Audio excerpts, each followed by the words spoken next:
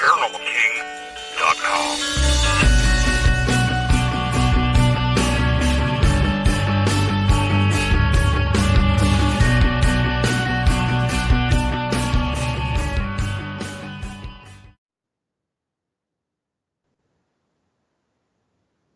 Welcome to the Paranormal News Insider for the week of March 9th, 2021. And I think this is episode 470. Am I right? Am I wrong? I forget. I lost track. 470. That's where we're at.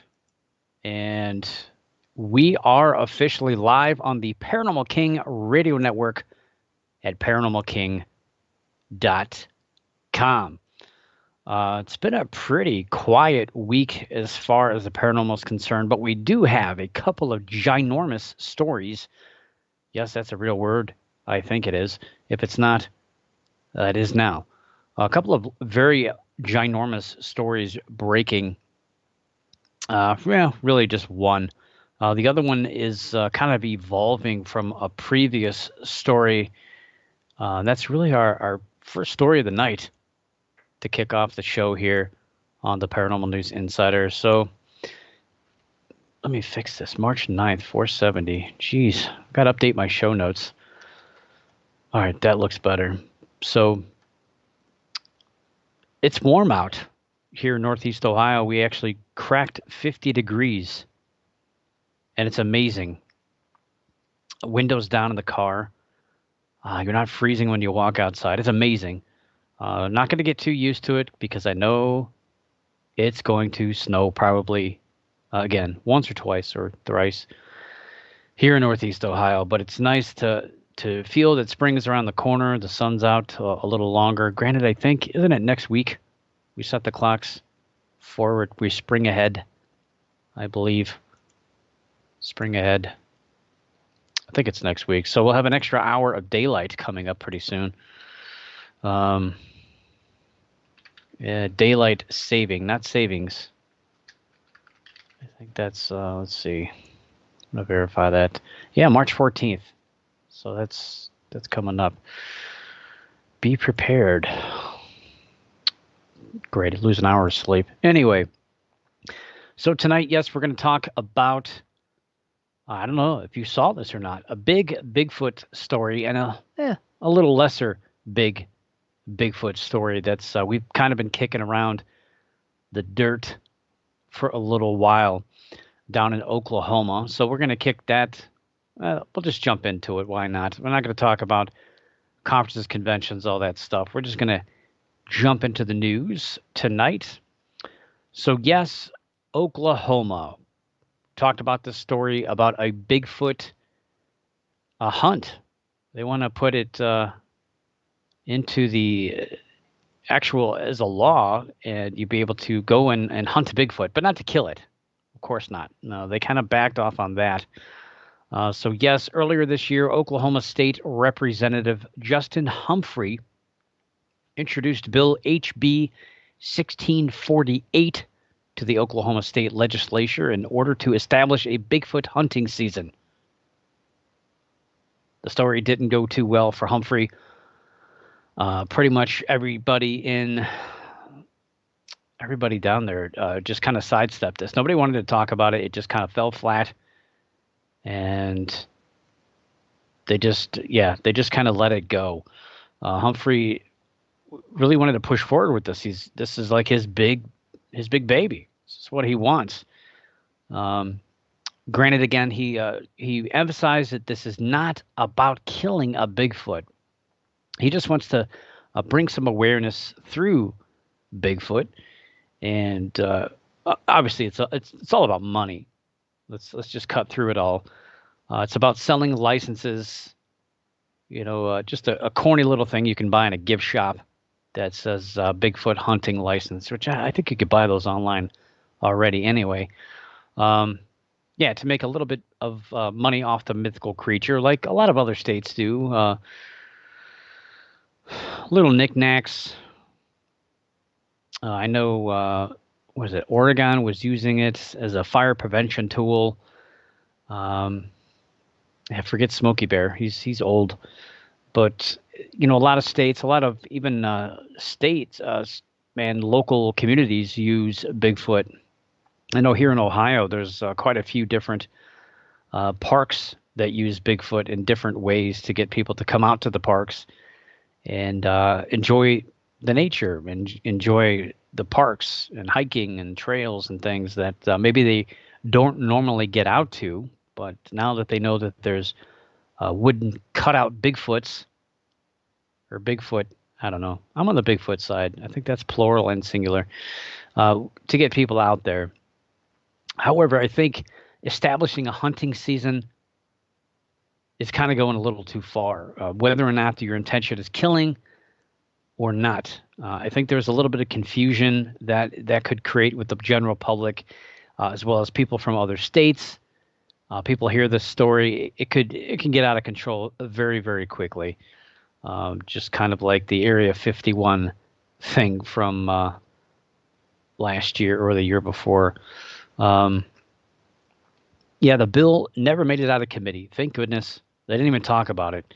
But he says that his idea did its job by promoting tourism to the southeast area of the state. So I don't know who's traveling to southeast Oklahoma, but have fun. Well, he thought he would have to go through the state wildlife department to issue hunting licenses, which you do if you're going to kill things that are managed by the state. You would have to go that route. He discovered since that his intent is not to kill, he can instead go through the state tourism department, which is where he's going. Which, it makes no sense. I mean, why would you start out in the wildlife department? I'm sure most people in the world relate hunting to killing of an animal. I mean, those two terms kind of go hand in hand, hunting and killing. There is no license needed anywhere to track or stalk an animal. I do it all the time. But killing, taking, bagging, whatever you want to call it, that does require a license because these animals are managed in some fashion. They are counted. Deer harvest are counted in every state, so they know how many are harvested to kind of see how the fluctuations are with the population. I can tell you here in Ohio, we're overpopulated with deer. And yeah, I don't know. Humphrey he's a little crazy, but he's now working with state tourism officials to set up what he's calling Sasquatch Quest, which absolutely makes no sense whatsoever. Why would you talk about Bigfoot and then use the term Sasquatch? I don't know. The big rule is that Bigfoot must be captured unharmed, and no one else can be injured, nor can any laws be broken in the process. That's the rules. So, yeah, Bigfoot has to be captured unharmed, and you can't injure yourself or anybody else, or Bigfoot for that matter, and you can't break any laws. I mean, where's the fun in that? Not just that, but how is that going to happen? I mean, just think about it. Bigfoot's reportedly 600 to 800 pound creature, seems to be pretty intelligent, seems to be pretty strong. So I would say there's a degree of danger involved in this. If Bigfoot is real, if you believe it, if you don't, then you don't have anything to worry about. More than likely, if somebody does go after Bigfoot and Bigfoot is there, I think someone's going to get hurt. I don't see any way, if the creature is real and is capable of doing the things that it's been documented of doing, throwing large boulders, huge tree stumps, 600 to 800 pounds, somebody's going to get hurt. And to make everything even worse, yes, if it wasn't bad enough, there's money involved now. Yeah, money. So the original intent was to set aside $25,000 of state money as a bounty for capture. I'm sure the state loved that. 25 grand as a bounty for capture. But now he says an upcoming Hollywood Bigfoot movie has pledged around $2 million, and another private business promised an additional $100,000. Yikes. So $2.1 million. The good thing is now the state will not have to flip the bill. And the bad thing is that money will attract people who are not just coming to Oklahoma for the scenery and fun. And it is going to cause people to I'm pretty sure it's going to cause people to get a little out of hand.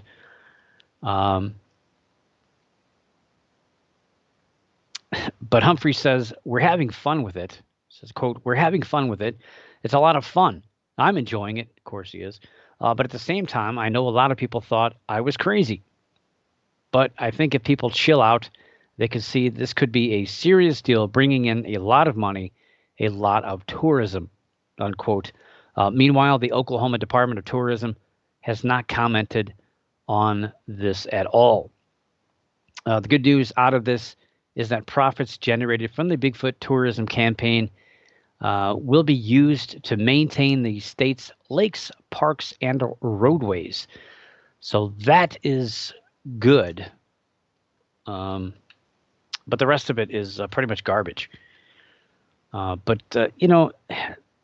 selling these little fake licenses, well, that's one thing. But throwing out money and saying that there's a $2 million bounty for Bigfoot, I think you're really going to cause a lot of problems with that. And hopefully the state steps in and says, we can't do that, or we shouldn't do that, because you're just inviting danger.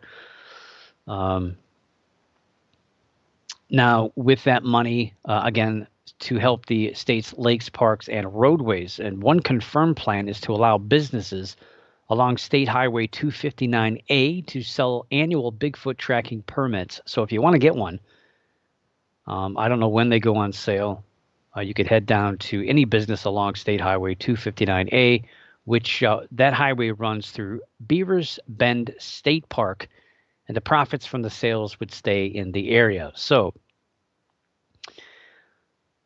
Beavers Bend State Park. Now, this opens a can of worms. So, state parks are generally highly regulated, not as regulated as federal areas.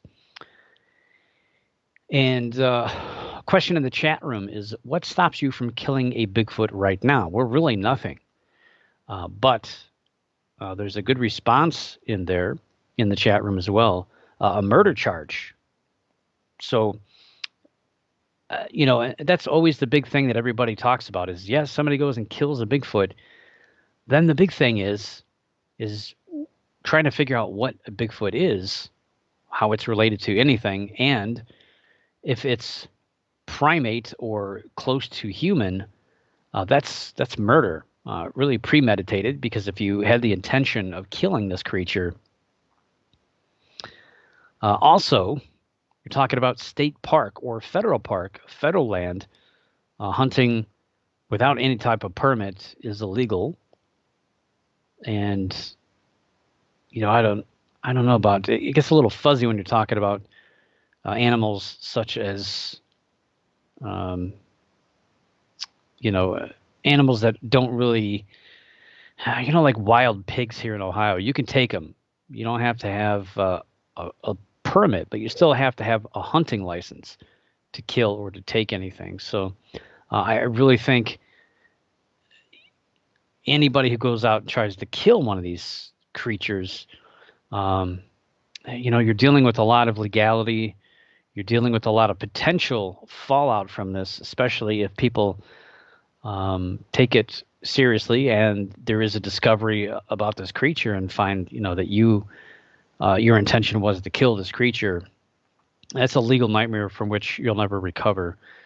And I personally would not want to get involved in that. But yeah, good luck trying to kill an 800-pound intelligent creature like that anyway.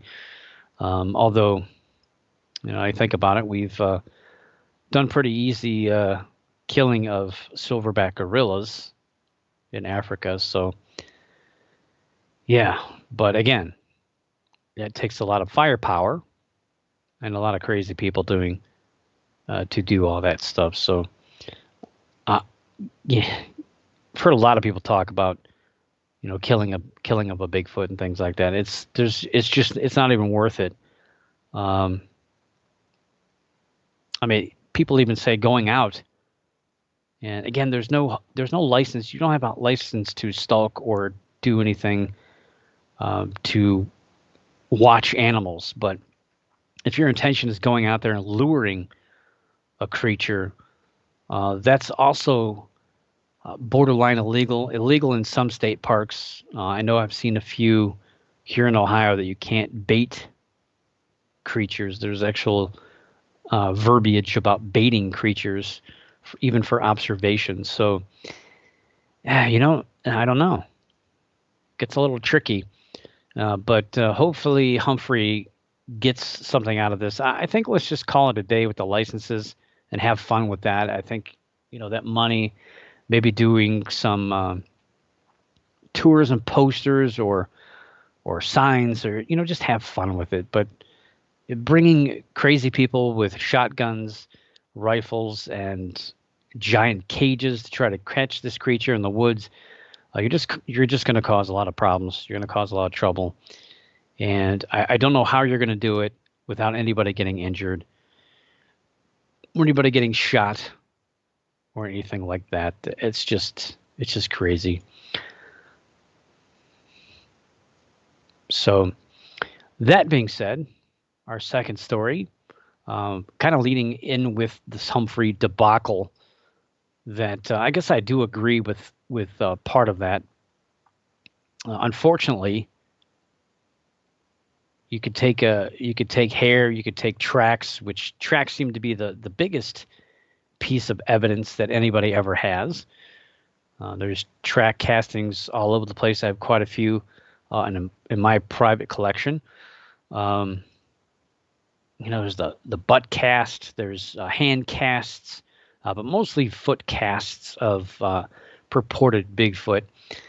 And none of that's good enough.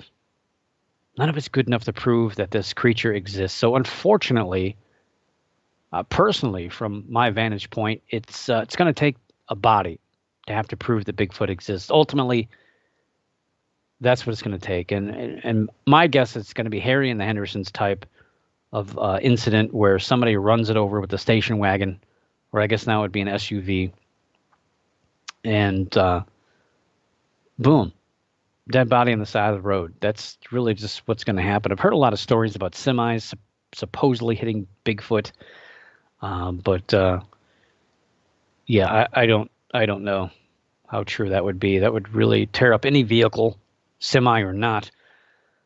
But that's how we gauge wild animals, pretty much. Mountain lions are hit by cars. One of the more famous stories back in 2008 of a mountain lion that wandered all the way from the Black Hills of South Dakota all the way across some of the northern states here in the United States, and weaved its way through Canada, came back down into the United States, and was ultimately struck and killed by a vehicle in Connecticut. So it traveled an extremely large distance. Unfortunately, got hit by a car about an hour outside of New York City in Connecticut. But that's what happens. Things get hit by cars, and that's how we know that they're around. And it's strange. That's the other thing. People always argue about, how come we never find bones of Bigfoot in the woods? Well, when's the last time you've seen coyote bones or bear bones, if you have bear in your area? It's pretty rare. Now, even deer, I've seen a few deer carcass. Most deer carcass you see are obviously hit by vehicles. I've hit one myself once. They're run off the road. But to see one in the wild die from disease or anything like that, it's pretty rare. So, and obviously deer are everywhere. But yeah, I think it's going to take a dead creature.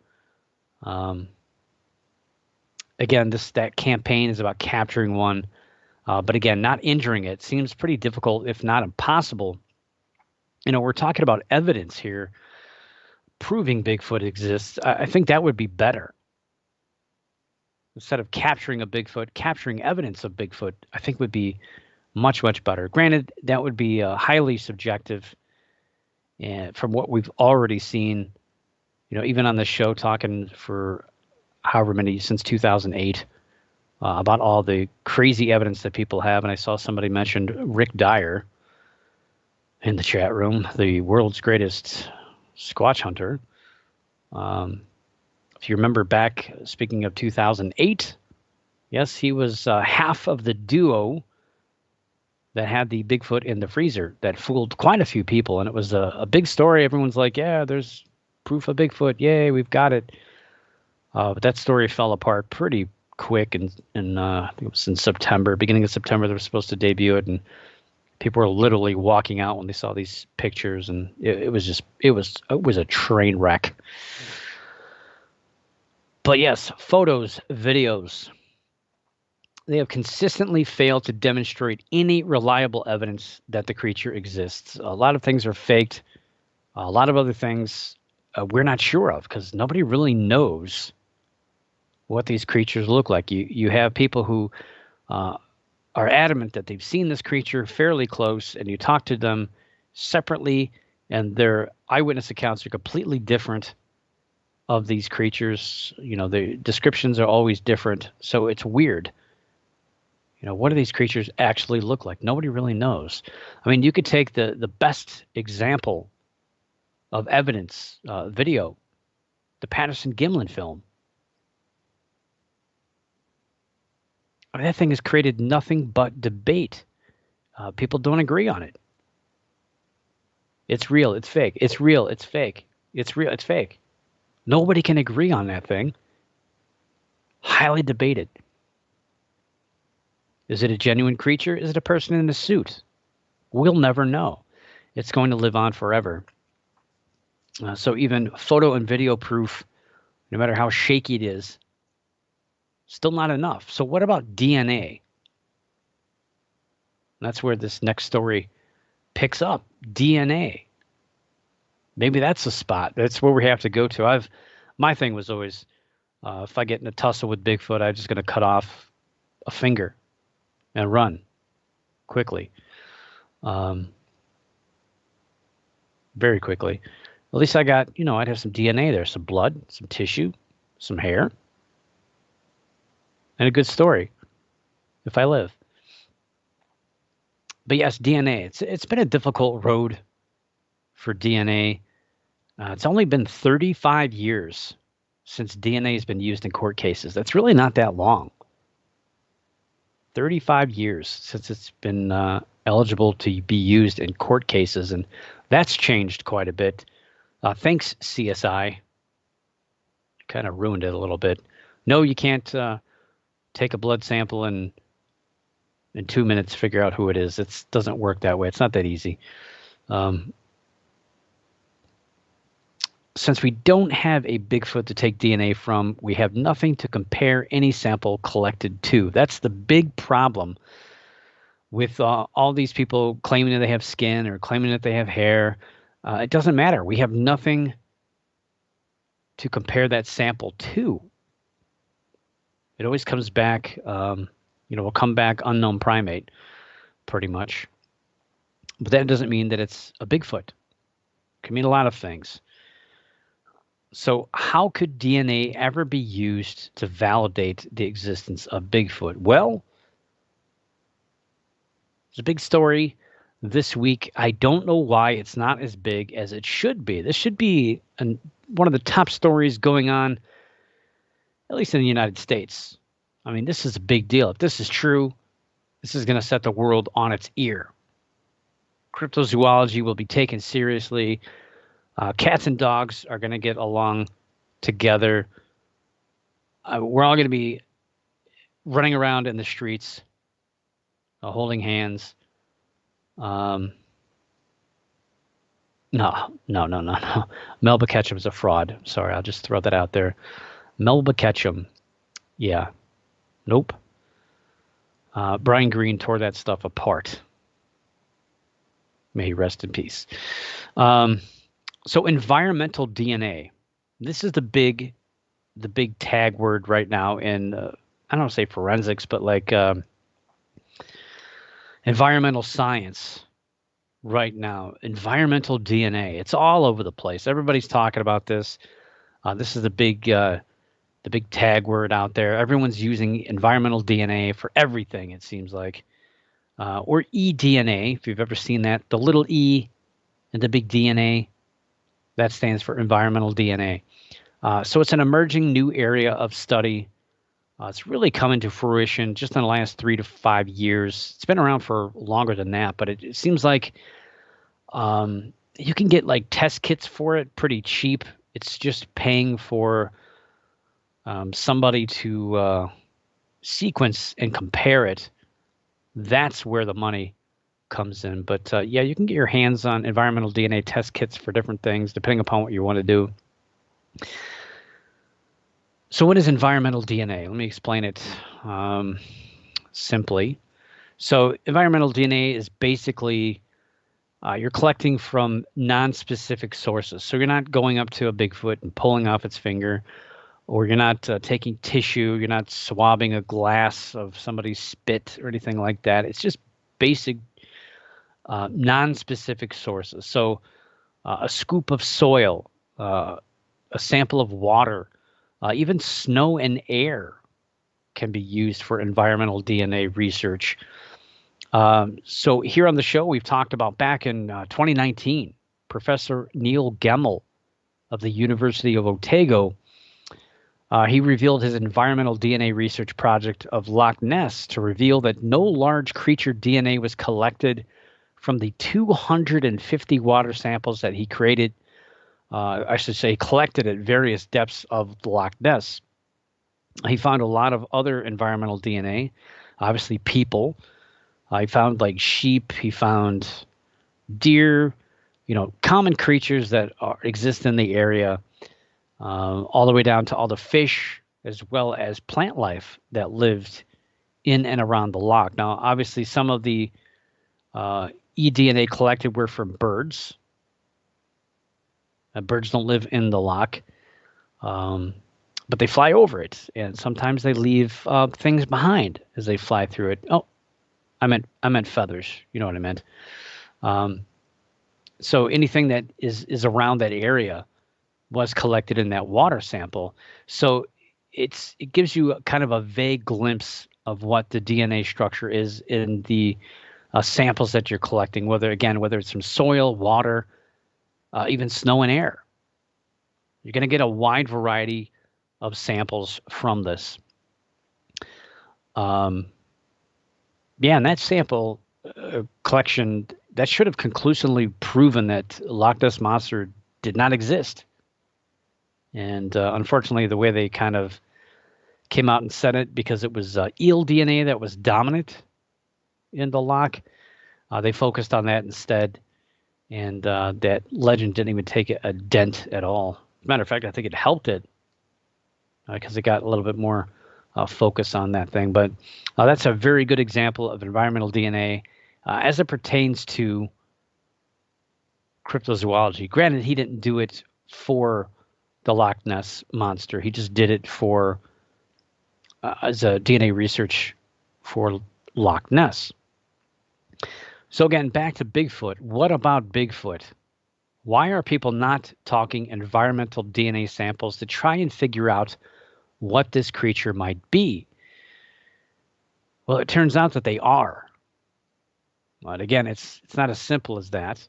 But the Travel Channel's Expedition Bigfoot team has collected soil samples that have provided some surprising results.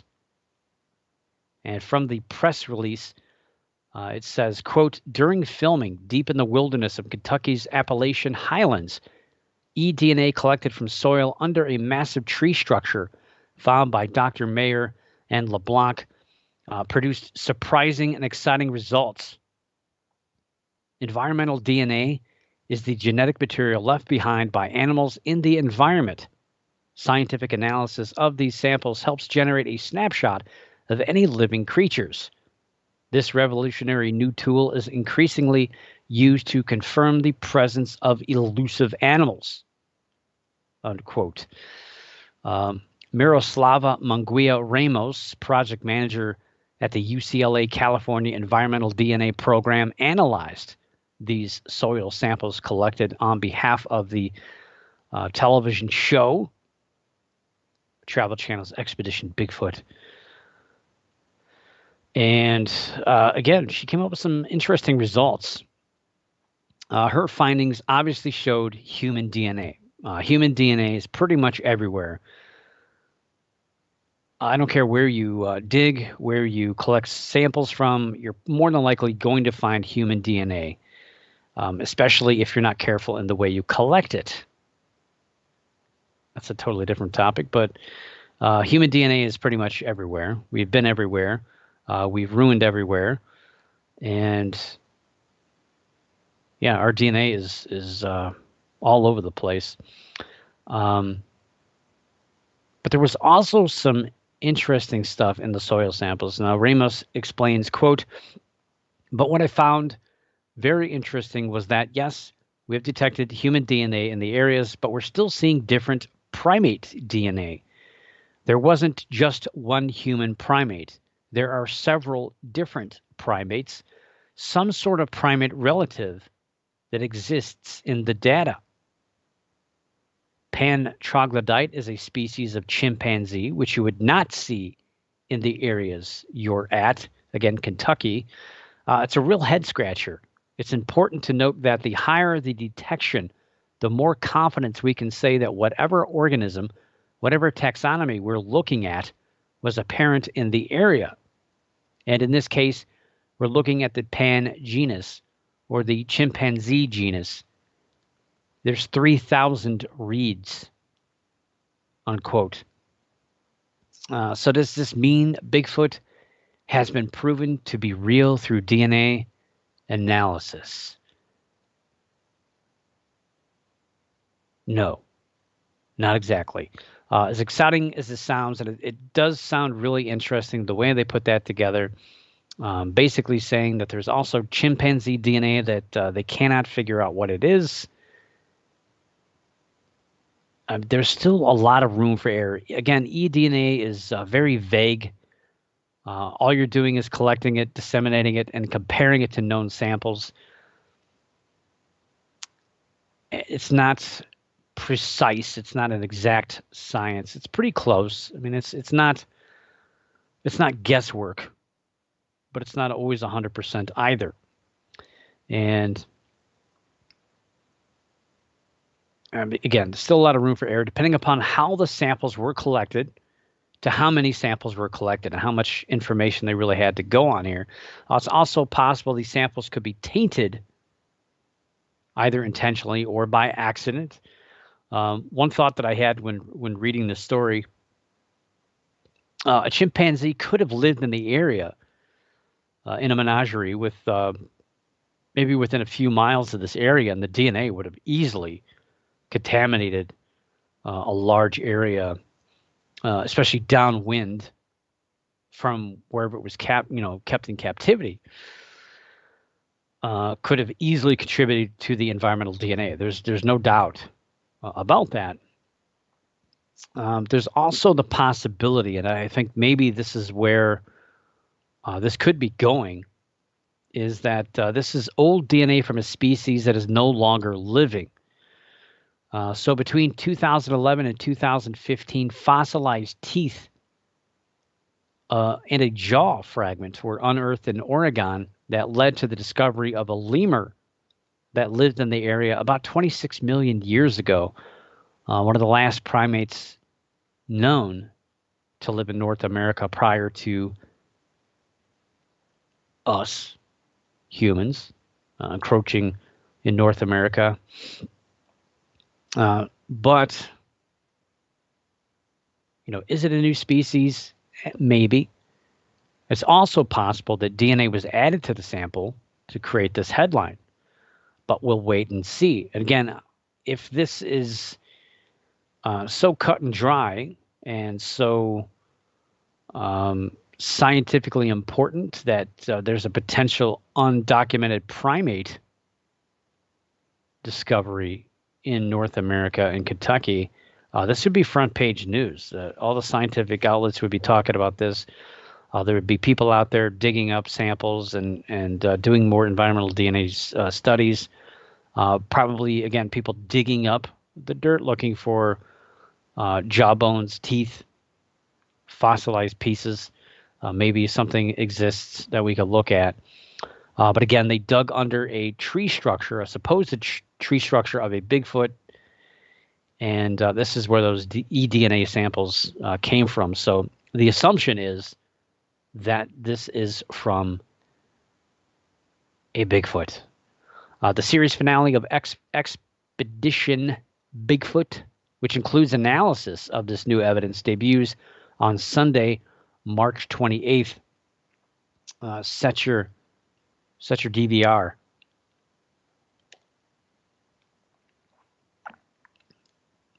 I mean, I could tell you right now, it's going to end. They're going to hype it up as they've discovered evidence of Bigfoot, and then toward the end, they'll say, "Well, yeah, there's a room for error, and we're gonna try and look closer for next season." Cut to credits, car commercial, and that's it. That's what's going to happen. I mean, it's exciting, but I think it's misleading at the same time. But again, we don't know. It could go in a multitude of directions. Again, it could be an ancient primate that was in the area. Not likely that primates were in that area. So my guess, more than likely, is just contaminated samples, maybe locally, again, from a menagerie. Primates.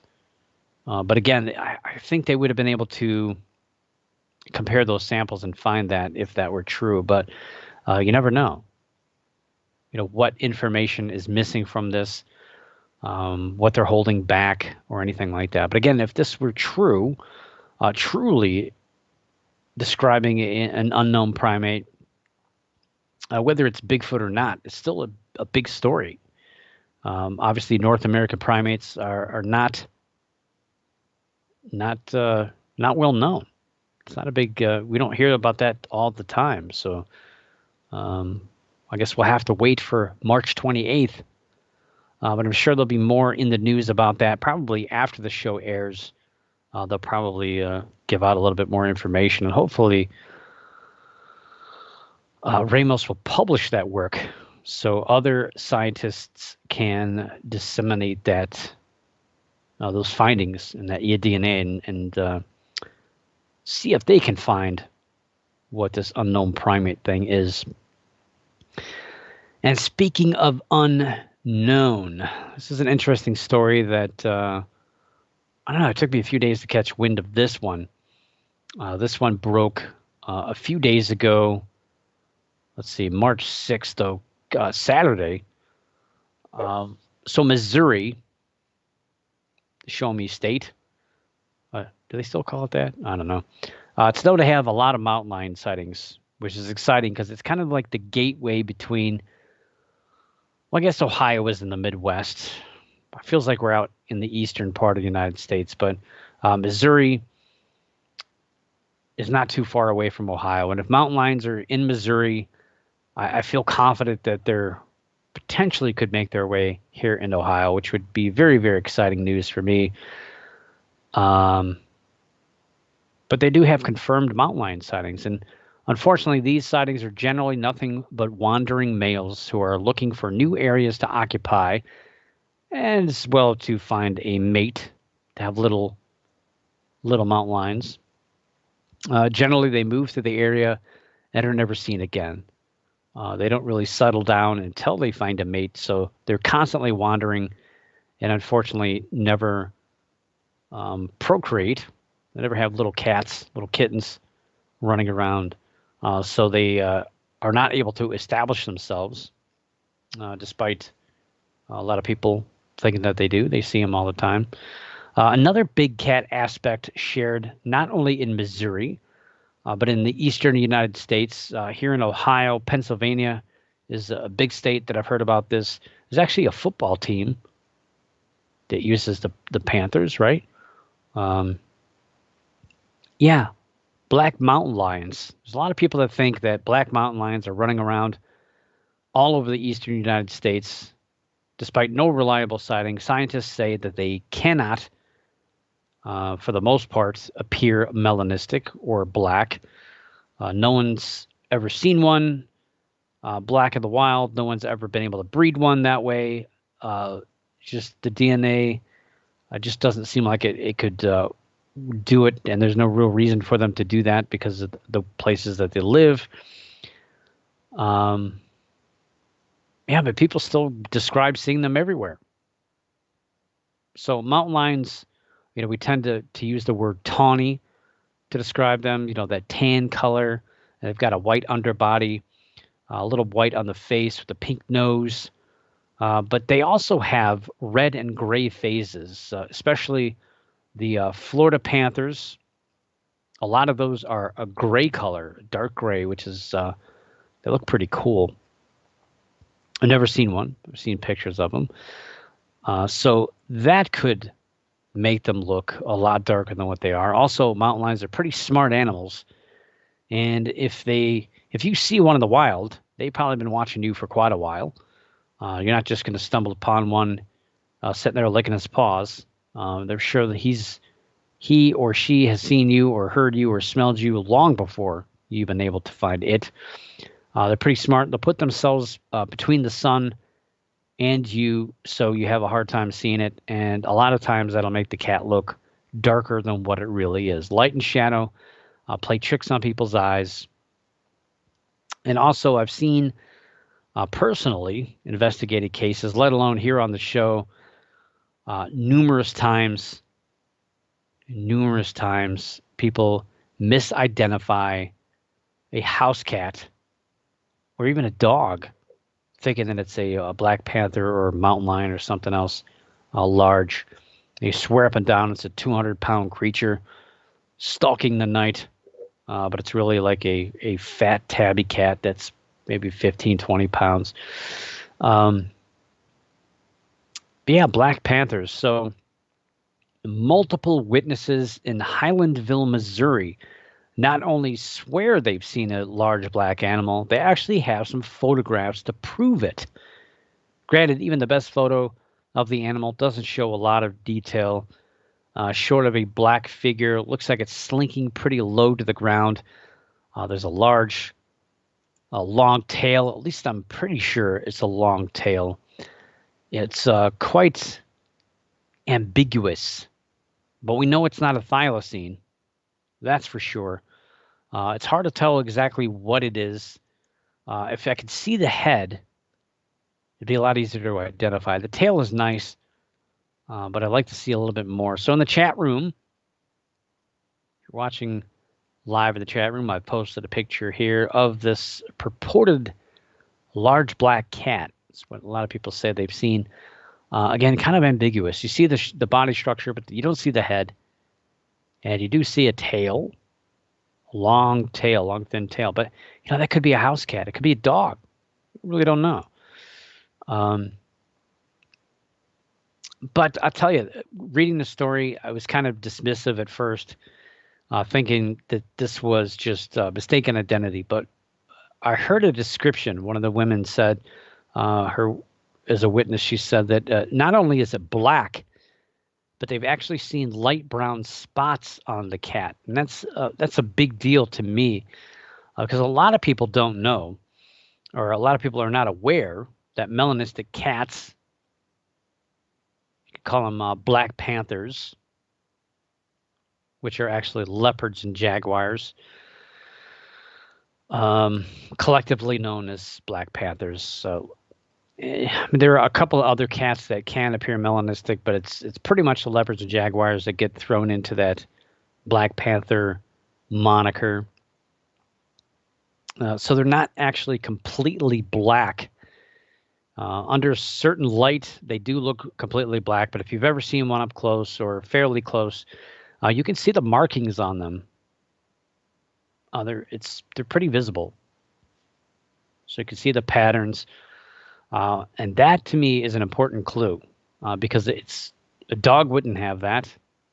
I think there are some cats that have those markings as a black cat, but um, if they're close enough to see that and describe it as a 100-pound plus creature, then it's pretty. I don't want to say 100%, but I would say it's pretty convincing to me that possibly this could be a large cat, probably a black panther. So again, either a leopard or a jaguar. So one witness says she's seen the animal about a dozen times.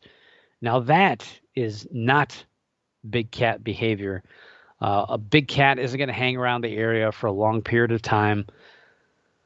They're gonna move around. They're gonna try to find somewhere to hunker down. They're gonna find a place to dominate. Get their area. They're gonna look for a mate. It's just normal things. We all do that, right? So why wouldn't cats do that? But my guess for the description and the pictures, looking at the picture, I mean, if I had to lean toward one direction, I would say this could be, I'm not saying it is, could be a black leopard based on the long, slender shape and the long, thin tail. Jaguar is a little bit more stockier, body-wise, a little bit more compact, a little bit thicker of a tail as well. And leopards, you could see their, I can't remember the name of those things, but they're spots, basically. You can see those a little bit easier than you can on jaguars from my experience, from what I've seen. Granted, we don't know. It could be anything. Again, it could be a house cat. It could be a dog. There's been some videos, or I should say a witness and photographs of a creature thought to be a black cat ended up being a dog. So who knows? Rosettes. That's what they're called. Rosettes on the leopard. So who knows? Hopefully they do find this. Again, it's been 3 days. I've not seen any update since the original story broke. If this person's seen this cat a dozen times, one would think that it'd be still in the area, and it doesn't sound like I shouldn't say animal control, but the local state, guys, the game guys, they don't really care, which they usually don't. They don't take this stuff seriously, ever. They do talk about if people do get photographs, they'll come out and look at it and things like that, trying to measure to see the height, which is what you need to do with the photograph that they have there, is determine the height and the length of this creature based on where it went through. Also, you could have gotten some prints off the ground, maybe some other sign. Granted, they don't want people going out. They talk about safety, which is very, very important. To talk about big cats like this. Again, my thought that this could be a black leopard, and more than likely this would be an escaped exotic animal, escaped pet. It's more than likely declawed, and that's why it's hanging around the area. It's probably never been out on its own in the wild before. It's probably bred in captivity, really could not survive on its own, especially if it's declawed. It has no way of gripping or taking down prey. Probably was never taught how to do that anyway. It's always been spoon-fed or fork-fed meat, so it probably doesn't know how to fend for itself. I mean, nature does kick in to an extent, but usually these cats die. They get really thin, and they can't even move, and they just eventually die. But hopefully this creature is found before that happens, or we identify it as a house cat or as a dog. Whatever. It's a very limited view, very ambiguous photograph, but hopefully more information comes in about that. So in case you're wondering, leopards, those guys are from Africa, Asia, and a small part of Europe, while jaguars, other than being cars, They're also big cats that roam South America through southern Arizona. It's amazing too. And I was showing, I was at a paranormal convention. I was showing a kid pictures of jaguars, and he's like, "That's not a jaguar. Jaguars are black." It's like, oh, no, no, no, no, no, no, they're not. Well, they are sometimes, but usually pretty rarely. They are rarely melanistic, both the leopard and the jaguar. About 10% for leopards and less than 7% for jaguars. I've seen as low as 5. I've seen as high as 10, but generally it's around 5 to 7%. Around 10 to 12% for leopards is what I've read through different sources. But the reason why leopards are a little bit higher is because these melanistic cats, they selectively trigger this.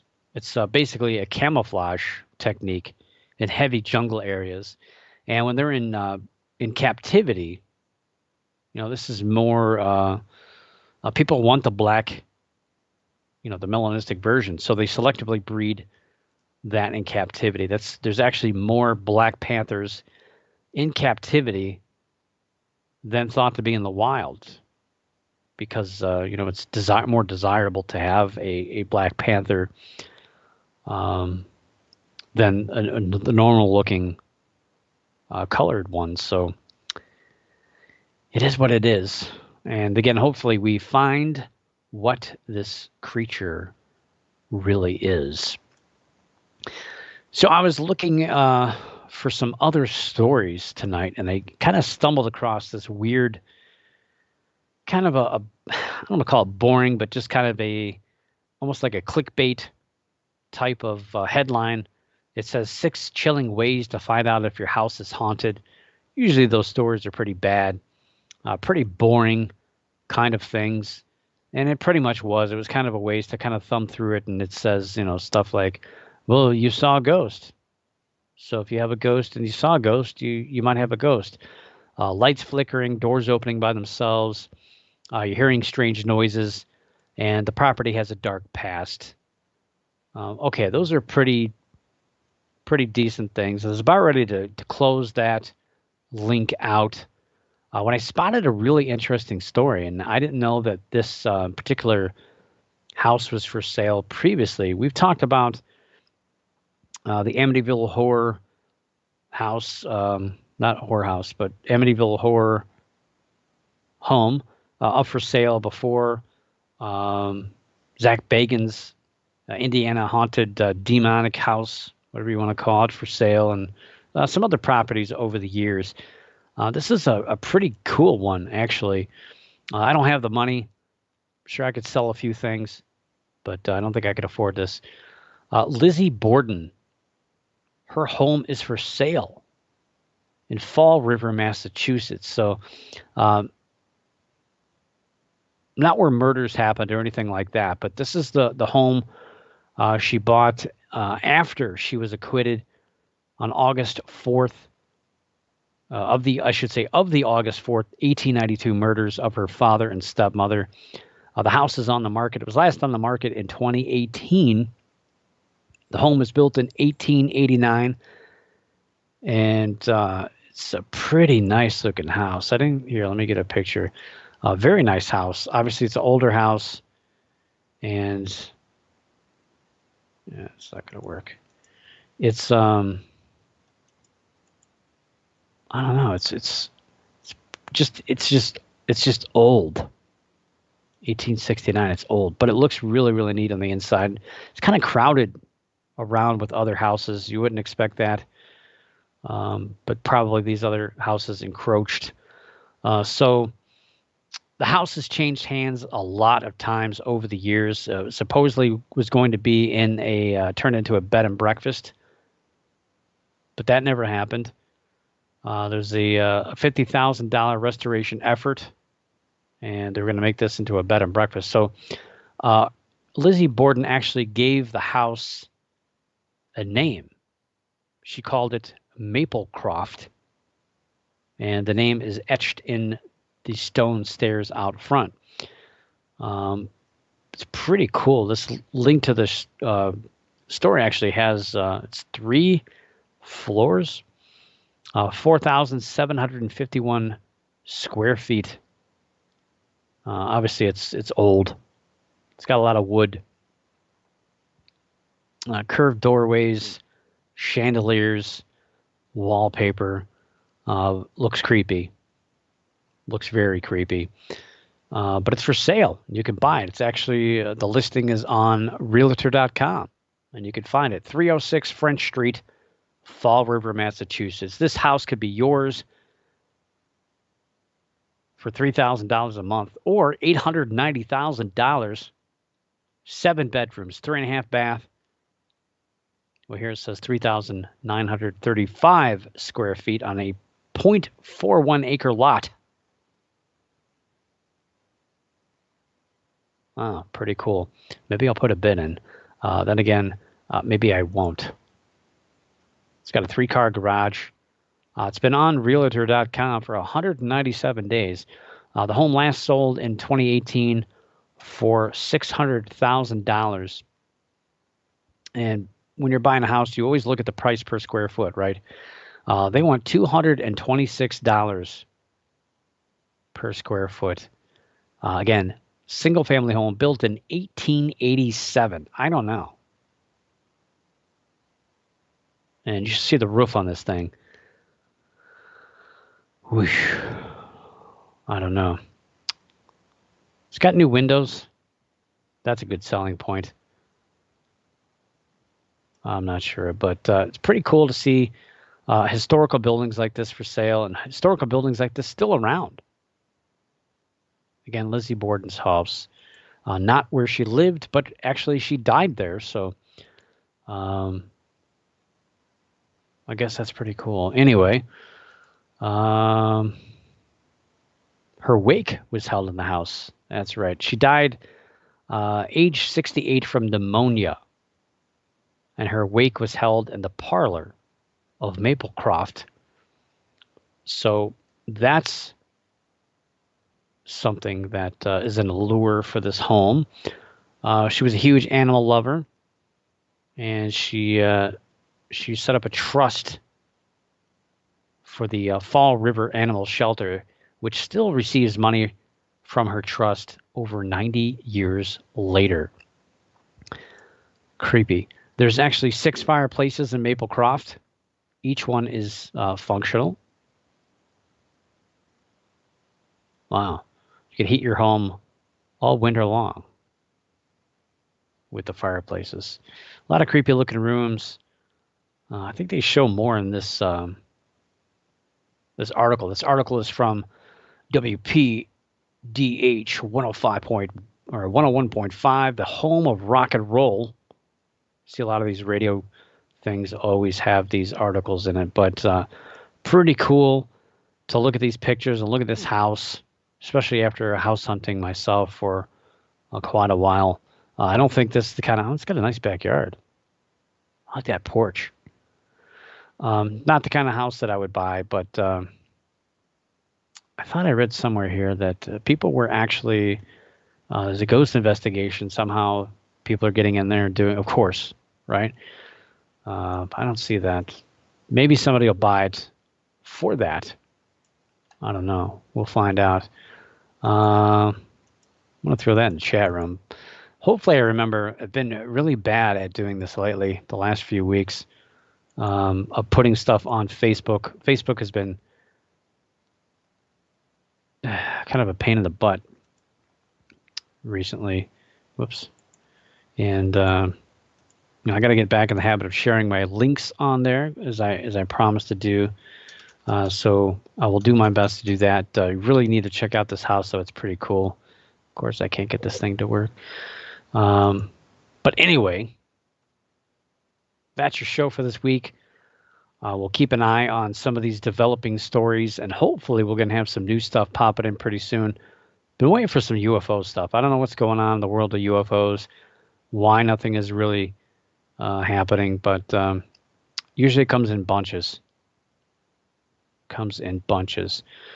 So, with that, I will see you next week. But for now, keep your eyes in the skies, your ears in the woods, the hair standing on the back of your neck, and always keep your mind slightly ajar. And above all else, don't stop believing.